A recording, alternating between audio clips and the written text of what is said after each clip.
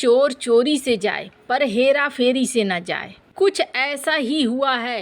PM Modi और Jinping के बीच BRICS में थोड़ी सी बातचीत क्या हुई, चाइना ने उसका कौन सा रूप सामने रख दिया है, जिसके बाद भारत के विदेश मंत्रालय ने भी क्या कहा है, जानेंगे क्या है मामला। तो वहीं दूसरी तरफ भारतीय वायुसेना ने आखिरकार सबसे बड़ा ऑर्डर दिया है और सबसे ज्यादा महत्वपूर्ण, जानेंगे क्या है भारत का एरावत जो दुनिया के 100 शक्तिशाली में अपनी जगह बना चुका है। जानेंगे जियोपॉलिटिक्स में क्या कुछ चल रहा है, आइए जानते हैं इन खबरों को विस्तार से। पीएम मोदी और जिनपिंग के बीच एक छोटी सी मुलाकात होती है और ये मुलाकात हमने देखा वीडियो में कि किस तरीके से मंच पर जाते समय थोड़ी बातचीत वाला माहौल बनता है। दोनों थोड़ा एक दूसरे से बातचीत करते हुए नजर आ रहे हैं। हालांकि ये बहुत अच्छे से पता था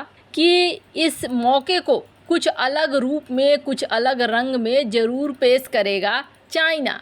ब्रिक्स समिट के आखिरी दिन 24 अगस्त को साउथ अफ्रीका में पीएम मोदी और चीन के राष्ट्रपति शी जिनपिंग के बीच मुलाकात होती है। 25 अगस्त यानी कि कल चीनी विदेश मंत्रालय द्वारा दावा किया जाता है कि ये मीटिंग भारत के रिक्वेस्ट पर हुई थी। हालांकि विदेश मंत्रालय ने चीन के इस दावे को सिरे से खारिज कर दिया। फॉरेन मिनिस्ट्री ने बताया कि चीन की तरफ से कई महीनों से बायलैटरल मीटिंग की रिक्वेस्ट पेंडिंग थी।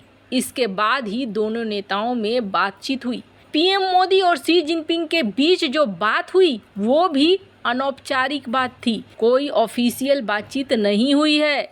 चीन की फॉरेन मिनिस्ट्री ने कहा कि मीटिंग के दौरान चीनी राष्ट्रपति शी जिनपिंग ने दोनों देशों के बीच रिश्ते बेहतर करने पर जोर दिए। उन्होंने कहा कि दोनों नेताओं के बीच योजना बगैर लेकिन गहराई से बातचीत हुई है। इस दौरान राष्ट्रपति जिनपिंग ने शांति और विकास के लिए अच्छे संबंधों की बात की है। साथ ही उन्होंने सीमा पर दोनों तरफ से सही अप्रोच की बात की है। वहीं भारत के फॉरेन सेक्रेटरी विनय क्वात्रा ने बताया था कि मोदी और जिनपिंग इस बात पर सहमत हुए हैं कि लद्दाख में सैन्य तैनाती कम की जाएगी और तनाव कम किए जाएंगे।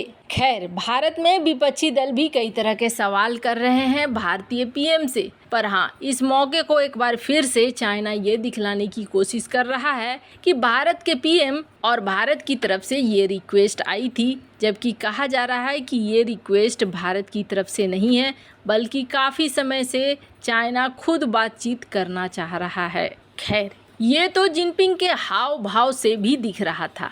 मंच पर जिस तरीके से वो बार बार पीएम मोदी को देख रहे थे, हमने कल ही आपको दिखलाया भी था वो चीज़, उसे देखकर ऐसा लग रहा था कि वो बातचीत करने के लिए बहुत उत्सुक है। और उत्सुक होने के पीछे कारण है। कारण ये नहीं है कि जिनपिंग बदल गए हैं या चाइना का व्यवहार बदल गया है। कारण ये है कि चाइना की इकोनॉमी ध्वस्त हो रही है और ध्वस्त होते हुए चाइना की इकोनॉमी को सहारा चाहिए और ये सहारा बड़े बड़े बाजार ही दे सकते हैं। यही वजह है कि चाइना के सुर में थोड़ा बदलाव दिख रहा है। दूसरी बड़ी चीज ये है कि चाइना को ये लग रहा है कि कहीं भारत और अमेरिका दोनों बड़े साझेदार न बन जाए आने वाले समय में। एक ऐसे साझेदार जो सैन्य से लेकर हथियारों से लेकर टेक्नोलॉजी तक के साझेदार हों। ऐसे में चाइना को अब कहीं न कहीं ऐसा लगने लगा है कि भारत अब ऊंचाइयों को छू रहा है, इसलिए इसके साथ रिश्तों को बेहतर करो।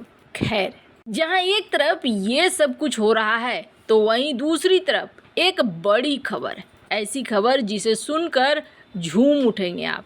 इस वक्त दुनिया भर में एक चीज की चर्चा बहुत ज्यादा हो रही है और वो चीज क्या है? वो चीज है एआई, यानी कि आर्टिफिशियल इंटेलिजेंस। एक बार को ये भी दावा किया गया था कि चाइना ने एआई में बहुत ज्यादा बढ़त हासिल कर ली है। आर्टिफिशियल इंटेलिजेंस ये वो सारे काम कर सकता है जो हमारे सोच के बाहर है। वैसे कुछ लोग एआई को अच्छा मानते हैं तो कुछ लोग एआई को बुरा भी मानते हैं। एक प्रयोग किया गया था जिस प्रयोग में एक हथियार को ऑर्डर दिया गया एआई के जरिए, लेकिन जब ऑर्डर दे दिया गया तो एआई के जरिए ही एक वर्चुअल कमांडर बनाया गया था जिस कमांडर ने ऑर्डर दिया अब जब बीच में ही वो कमांडर रोकने की कोशिश की गई, यानी कमांड को रोका गया, तो एआई ने कमांडर को ही उड़ा दिया। ये सारी चीजें वर्चुअल हो रही थी, जैसे कि एक इमेज की तरह, तो कोई फर्क नहीं पड़ा, कमांडर सचमुच में नहीं मारा गया। लेकिन आप सोचिए कि ये एआई कितना घातक हो सकता है। कुछ हद के बाद एआई घातक हो सकता है और एक सीमा तक एआई बहुत सही है, एआई की जरूरत है और दुनिया इस तरफ भाग रही है। अब सवाल उठता है कि एआई के मामले में भारत कहाँ पर है? क्या भारत सचमुच एआई के मामले में आगे बढ़ गया है या फिर इसकी पोजीशन अभी भी खराब ही है? पहली बात तो ये, भारत के वायुसेना ने एक बड़ा ऑर्डर दिया है और ये ऑर्डर किस चीज़ के लिए दिया है? ये ऑर्डर दिया गया है सुपर कंप्यूटर के लिए। और वो सुपर कंप्यूटर क्या है? HPCS, high performance computing system, जो भारत में ही बनाया गया है, हमारा आत्मनिर्भर प्लान के तहत बनाया गया है। अब ये सुपर सिस्टम का ऑर्डर देने की ज़रूरत क्या थी? तो आपको बता दें, इसकी ज़रूरत ये थी क्योंकि इसके जरिए मौसम से लेकर कई तरह की जानकारियाँ आसानी से एयरफोर्स को मिल जाएंगी। और एयरफोर्स के लिए मौसम कितना महत्वपूर्ण है ये किसी से छिपा हुआ नहीं है। भारत ने भी एआई टेक्नोलॉजी में आगे बढ़ना शुरू कर दिया है और इसका प्रमाण सामने आया। सुनकर आपको एक बार को यकीन नहीं होगा, लेकिन हाँ, दुनिया के साथ भारत भी बदल रहा है। जर्मनी में एक सुपर कंप्यूटिंग कॉन्फ्रेंस किया गया, international super computing conference ISC। Germany में जब इसे सारे देशों को कहा गया कि आप में से जो भी चाहे हमारे यहाँ आए और अपने सुपर कंप्यूटर की ताकत को दिखलाएं, अपने एआई कंप्यूटिंग सिस्टम को दिखलाएं कि कौन कितनी तेजी से रिजल्ट निकाल कर दे सकता है,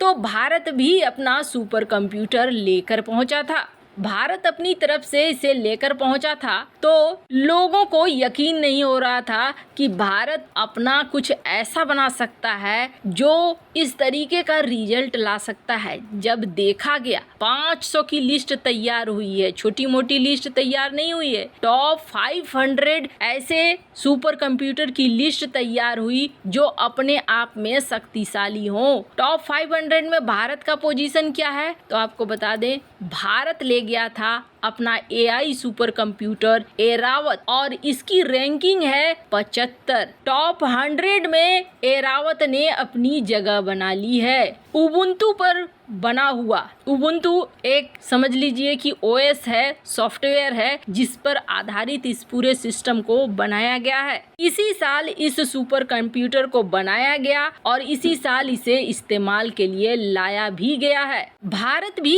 एआई के क्षेत्र में लगातार काम कर रहा है और ये किस किस काम में आएगा समझ लीजिए कि दूसरे की लैंग्वेज को समझना, इमेज को प्रोसेस करना, पैटर्न को समझना, कृषि में, मेडिकल में, एजुकेशन में, हेल्थ केयर में, ऑडियो असिस्टेंट में, रोबोटिक्स में, बहुत सारी चीज़ों में एआई काम आने वाला है। स्क्रीन पर आप देख सकते हैं, एरावत ने भारत का मान दुनिया में बढ़ा दिया है। वैसे इन सब मामले में आपकी क्या राय है? कमेंट कर जरूर बताएं। जल्द मिलते हैं अगले वीडियो में नई खबर के साथ।